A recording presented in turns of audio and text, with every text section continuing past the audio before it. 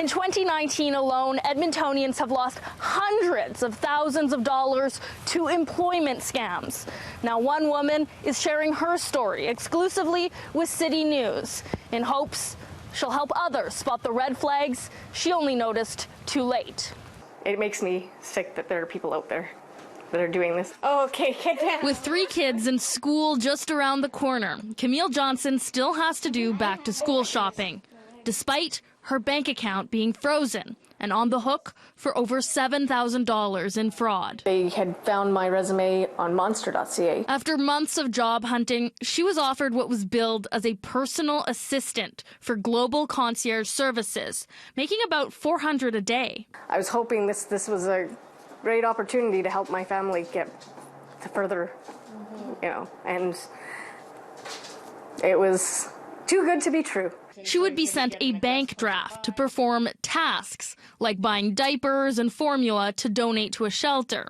The first check, nearly $7,500. Johnson was also instructed to make an investment, which in reality was depositing thousands of dollars in cash into a Bitcoin machine at a local convenience store. Now, in hindsight, buying Bitcoin for someone you don't know, Johnson says, should have been a red flag. But at this point, she still thought she was dealing with a legitimate company. I couldn't open my bank account. The company sent her a second check for the next day, but it didn't sit right. And when she went to the bank, the check that I had was is under investigation with the other bank, HSBC.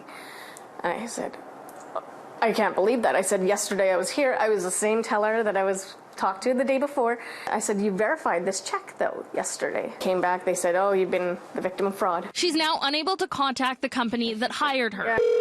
I called Thursday and still haven't heard back. The next frustration came when she tried to file a report. Edmonton police sent Johnson to the Canadian Anti-Fraud Centre, and their phones have been having issues. After City News reached out to EPS, she was finally able to file a report.